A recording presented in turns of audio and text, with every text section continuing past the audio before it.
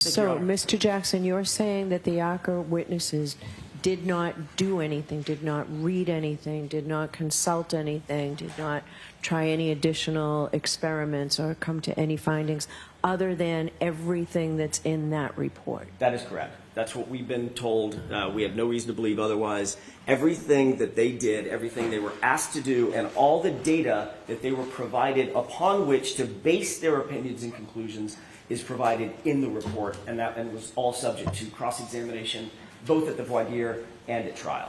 All right, and then subsequent to that, information was provided by Mr. Yannetti, and you have that all documented, whatever information the ACCA authorities now are working on is information provided by Mr. Yannetti or his file? So there's two issues. I want to make sure I don't conflate these. Mr. Brennan mentioned a subpoena that Mr. Yannetti had received at his office. Mr. Yannetti had brought it up in open court. Correct. That subpoena was honored, as we had to, obviously, as Mr. Yannetti had to honor it. For every single NOD that we got from the Commonwealth, that was then submitted to the federal authorities. When was that done? It was done periodically since the subpoena came into his desk. When did it start? I don't remember the days. September 1st, 2022. Thank you. I didn't remember the specific date, but it was very early on. So the Department of Justice, or the U.S. Attorney's Office, was receiving information pursuant to that subpoena in an ongoing basis. But I want to make clear, that's not information that was then going to ARCA. The U.S. Attorney's Office decided what information, and the FBI decided what information to supply to ARCA to answer their questions. Do you know what information was provided? Yes, it's in the report. There were 14 categories of items that were provided to ARCA, and they said that's all that we were provided. All right, so then it's accurate to say items that are in the notices of discovery that ARCA does not list were not provided to them? Correct. That's exactly right. Okay. Yeah, they were provided a very narrow, it was a narrow scope of work, if you will, that did not include the myriad things that we were getting in NODs. All right, then you started providing them information to fill in those gaps, right? Once we received information from Dr. Welcher, for instance, we knew that we wanted at least to explore the idea of rebutting some of that information, from a biomechanic standpoint, and we wanted them to have basically a mirror image of what Dr. Welcher was provided. All right, so when that's did you what we provided to them. When did you do that? I want to say March 26th or 27th. I think it's in the motion. Just take a quick look. Okay. Additional discovery for the experts for their review on March 26, 2025. Okay. That same day, the defense was provided all the additional materials to ARCA, including Dr. Welcher's reports and all of his findings, including the 140-page PowerPoint, etc. We wanted them to have everything that Dr. Welcher had, as well as Dr. Welcher's reports and findings. All right, and you say that you will have that, you expect, in the next 3 days or so. Oh, I didn't say 3 days. I said I think we can count it in days, not weeks. So I would expect if there is something that we're going to receive, it's probably in the next week or 10 days, I would guess. All right. We are acting as efficiently as we possibly can, but we can only do so much, given the fact that we were only provided access to hire ARCA on March 26th. All right. Mr. Brennan, I'll hear you.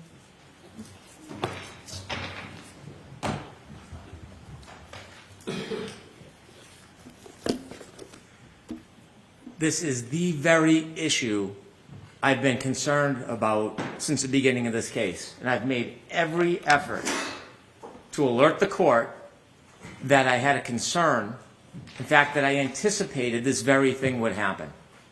When I began this case, beginning of October, end of September, my first analysis was of the past history of this case and dropping experts and information during trial. My attempt was never to preclude ARCA from testifying, never. but it was to preclude the defense from trying this case by ambush.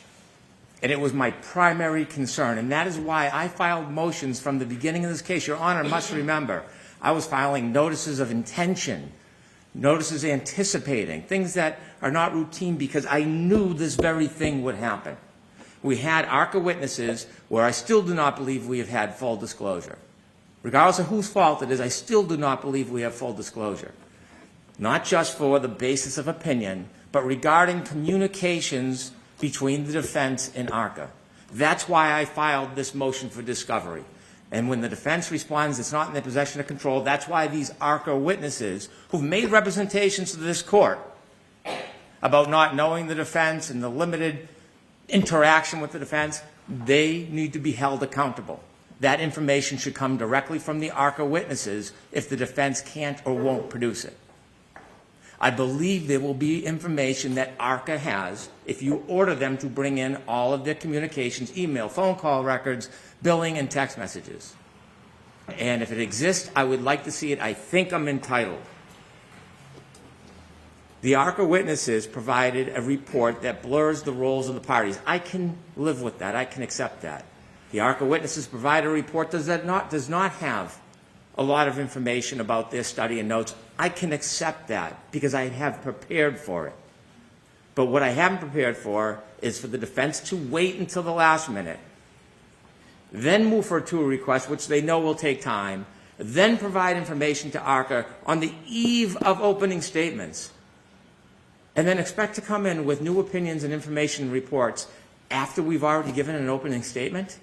It's not only trial by ambush. It not only takes away the Commonwealth's ability and right to prepare, it creates a disadvantage that information and argument is already made to the jury without complete information that they should have had. They could have retained any expert they wanted. They didn't have to wait for ARCA witnesses.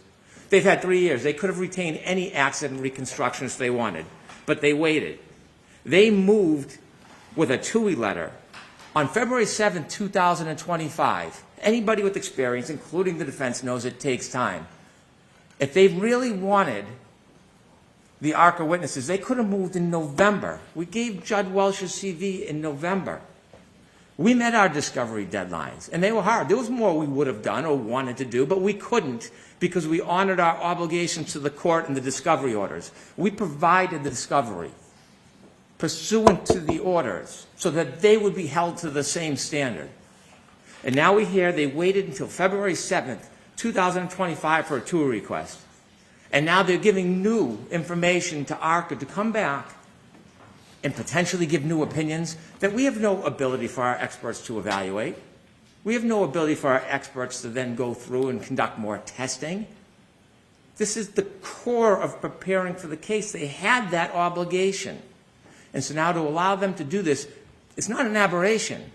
This is a continued pattern from the last trial. They have their ARCA witnesses. They have their report. That is all pursuant to the discovery deadlines. To now let them change the rules and come in tomorrow, the next day, or 10 days from now and have new opinions after we've already told the jury our theory and our science and not have a chance to rebut it or consider it. I'll have no time during trial to sit down with the experts and assign them to review new information, new reports. I'll have no time to go back and reconsider the order of witnesses or the information we need or witnesses that we've decided we don't need in this case in scheduling. If it wasn't so obvious this was going to happen, I wouldn't be so upset about it. At some point, the defense has to be held to the same standard of discovery obligation. This isn't late notice. This isn't parachuting in. This is an effort they decided to make and wait until February 7, 2025. Your Honor, I ask you to allow ARCA to testify, allow them to testify to their report, be confined to the report that has met discovery deadlines, and to produce the request that the court ordered regarding discovery of the information that we want. That's what I ask this court to do.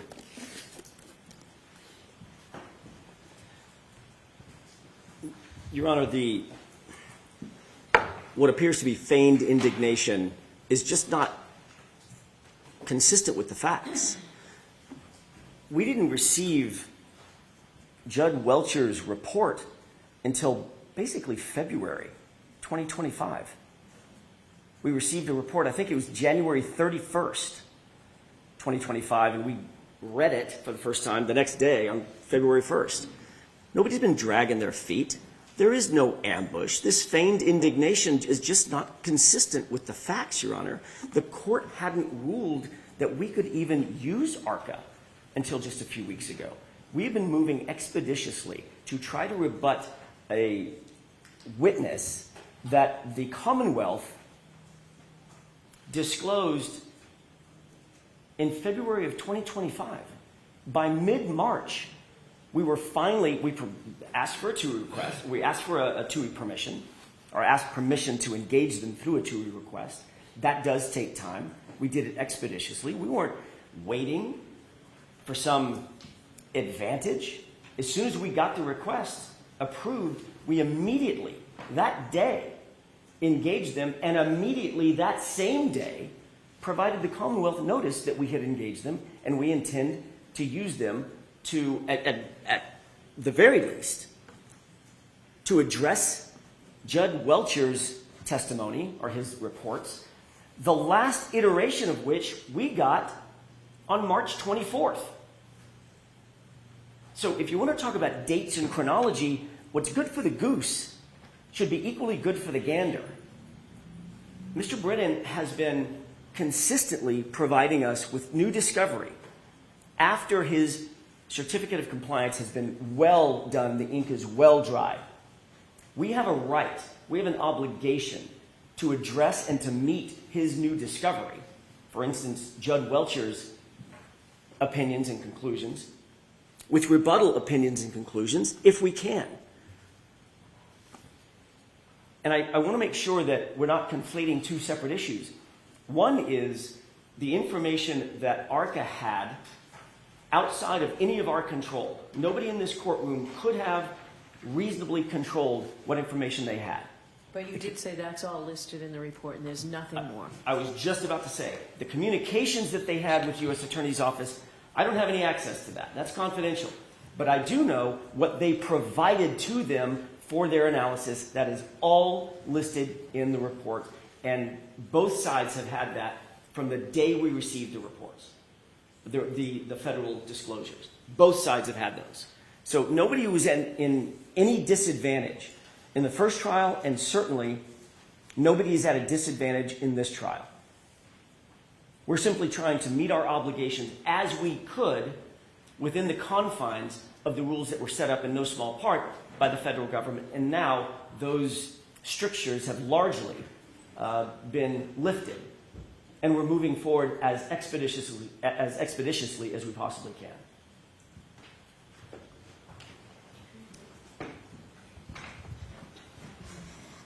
Rather than addressing their obligations, it's always an attempt to assign blame. The government or the Commonwealth gave us late disclosures. The changes in Judd Welcher's PowerPoint were by exclusion. Attorney Alisi had concerns about certain things in the report, so we took things out of the report. There's a difference. So you first provided it in November, then you're saying? No, we provided, pardon me, we provided his CV in November, and then we provided on our discovery deadlines January 31st, 2025, and then on February 5th, we provided all of the detailed background notes, references, and so we met our discovery deadlines. The changes to Mr. Welcher's report have been the complaints, understandably, about what they believed was hearsay or inadmissible. So we removed pieces. There was no new testing. There was no new reports with information changing any of the things. According to Mr. Alesi, who is much more facile with the facts of what's in Judd Welcher's report, that's not quite true. There were additions made to the latest iteration of his report. And Mr. Brennan just admitted that February 5th was the first time that we received all of the information from Judd Welcher. The next month, within a few weeks of that, that's when we received permission to hire ARCA. That's when we received permission to engage ARCA.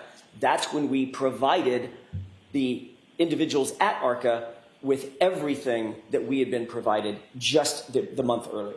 So there's no ambush. There's no attempt at taking an advantage vis-a-vis time. It just doesn't, the arguments just don't play, not with the facts and the chronology of what we've been doing and we're continuing to do.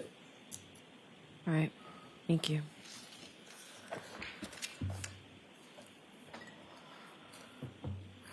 I think is the only thing left the motion to sequester Aidan Kearney to remove him from the sequestration order. Is that the only thing that's now left outstanding? No, Your Honor. There's also a motion in limine that was outstanding. It's the Commonwealth's motion in limine to prohibit reference to any pending internal affairs investigations. Yes. Where do we stand with that?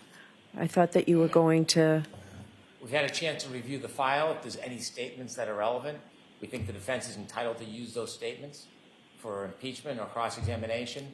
As far as the rulings, the administrative body's rulings, that should not be permissible. It's an opinion of a third party, and then it will open the door to the explanation that those sustained findings are limited to certain conduct, but don't include other types of conduct which we would need to rebut. A third party's opinions are not admissible to impeach a witness. The defense vehemently disagrees with that assertion. That's not the state of the law. We did provide notice to the Commonwealth of what we intended to admit at trial. The Commonwealth was conversely ordered to provide notice to the defense of what they were specifically asking to keep out. That was supposed to be done 2 weeks ago. I emailed Mr. Brennan the next day after it was due. They did not respond. I was told this morning they're seeking to exclude everything. I would like to be heard on that, Your Honor. All right. So I don't have a copy of what it is you intend to introduce, right? No, we provided notice to the Commonwealth, but So I need that. Do you have it? I can articulate it to the court. We want to admit the sustained findings that have been made against 4 separate officers in this case. You know what? I do need that in writing. I need this in writing. I need a Commonwealth's response. We needed to have a ruling on this in advance of. Excuse me? We need to have a ruling on this in advance of Monday. Right. I can try to get that to you today. All right. Get it to me today. I'll decide it tomorrow.